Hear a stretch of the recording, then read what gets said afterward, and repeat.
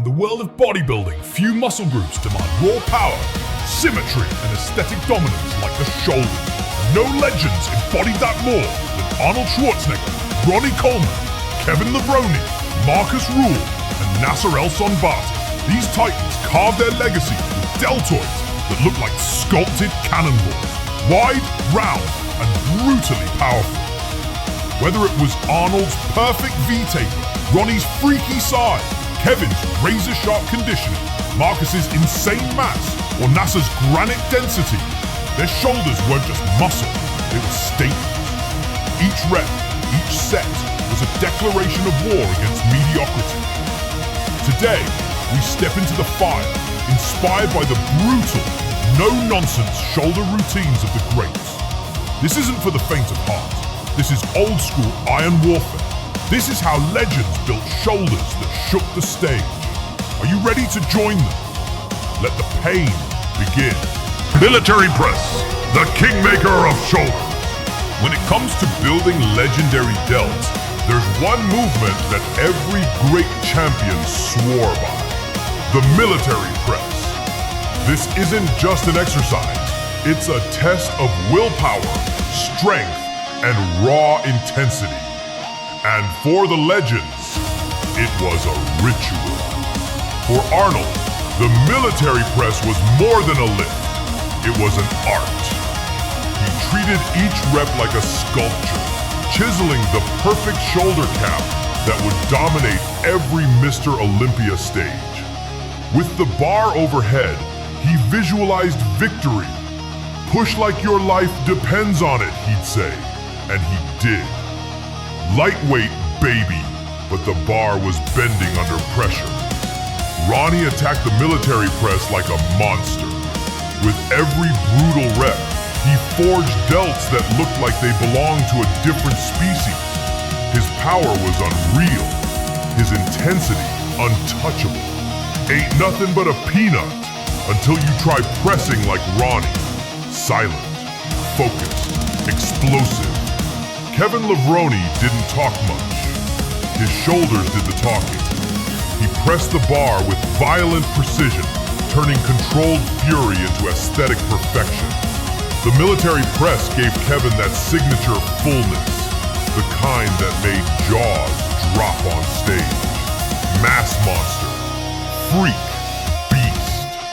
Markus Rühl didn't come to play. He used the military press to build mountain-sized shoulders, thick enough to block out the sun. Each rep was like a demolition, destroying weakness, building mass. Pain was fuel, and the bar, it was just another victim. Behind the neck press, the old school secret weapon. If the military press was the crown jewel, then the behind the neck press was the hidden weapon, feared, respected, and mastered only by the truly elite. This wasn't for beginners, this was for warriors.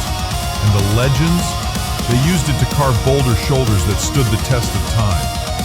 Arnold believed in shocking the muscle, and the behind the neck press did exactly that. It isolated the rear and lateral delts, giving him that full, round look from every angle. When he brought the bar down behind his neck, it wasn't just about weight, it was about control, precision, and pure intensity. He didn't just train shoulders, he built armor. When Ronnie went behind the neck, he didn't hold back. 315 plus pounds on the bar, repping like a man possessed. This move added freaky thickness to his upper traps and delts. Dangerous for some, but for Ronnie, it was another day of domination. "Yeah, buddy," he'd roar, and the gym shook under his power. Levrone knew this lift sculpted the kind of detail judges couldn't ignore. He executed the behind-the-neck press with surgical control, zero ego, full focus. That's why his shoulders were so dense, sharp, and symmetrical. Built from movements few had the courage to do consistently. This wasn't finesse, it was a storm. A true intellectual of bodybuilding, Nasser didn't do the behind-the-neck press just for show. He did it with purpose.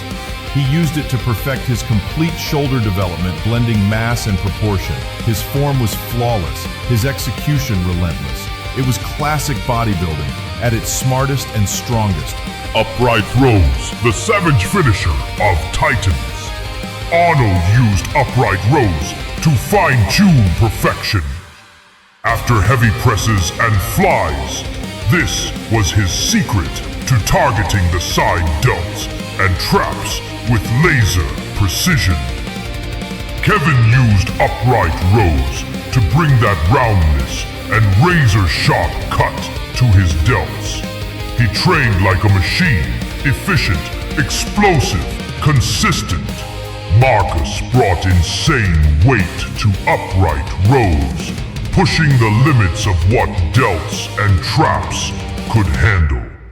His form was intense, aggressive, unapologetically heavy. Side dumbbell lateral raise, the blueprint for 3D shoulders. The greats didn't chase ego here, they chased perfection. Arnold knew. You want that V-taper? Then raise those dumbbells like your physique depends on it, because it does. With perfect form and laser focus, he executed every rep to ignite the side delts, making them pop under any lighting.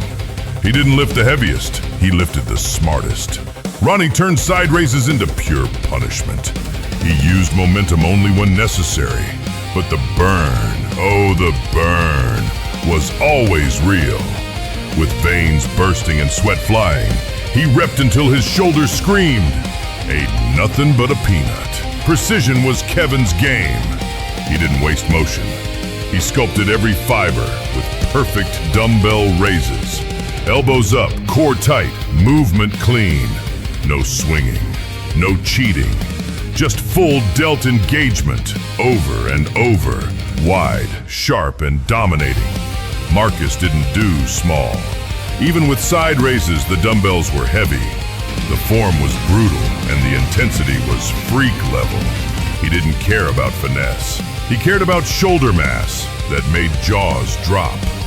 With every set, he turned muscle fibers into battle armor. Nasser was a master of balanced aesthetics. Side raises weren't just an accessory, they were a priority. He used them to ensure his physique wasn't just big, but beautifully complete. He trained them with controlled aggression, ensuring symmetry, proportion, and presence on stage. Front dumbbell raise, the flame that lights the front delts. Arnold mastered this movement like a sculptor with a chisel. With every raise, he visualized his delts inflating like balloons of steel, lifting with perfect control. Kevin used the front raise like a sniper uses a scope, targeted and precise. His clean, controlled form isolated the front delts with surgical accuracy. The result? Shoulders that popped even when relaxed. He knew it wasn't about swinging, it was about feeling the muscle. With Markus, everything was massive, including his front delts. He used the front raise to add meat to his shoulders, making them look like truck tires stacked on his torso. His reps were heavy, intense, and unforgiving. Ronnie didn't just raise dumbbells, he launched them with intensity, big weights, explosive reps, zero fear. Front raises helped give him that armored front look, where the shoulder and chest flowed like slabs of iron. Shrugs, the trap-building power move. Kevin's traps were sharp, detailed, perfectly proportioned. The kind that completed his iconic shoulder-to-neck flow. He approached Shrugs with perfect form and full control. Markus was a mass monster, and his traps were no exception. He loaded the bar until it bent, then attacked Shrugs with brutal force. Each rep was an explosion. Ronnie didn't shrug, he dominated the movement. 500, 600, even 700 plus pounds in his hands, pulling his traps to the sky while the gym trembled. They didn't just train, they conquered every rep like their legacy depended on it. But now it's not about them anymore. It's about you. You have the blueprint. You have the fire. You have everything it takes to carve your name next to the greats. Not just in the gym, but in life. Every rep you push, every drop of sweat, every ounce of pain, it all adds up.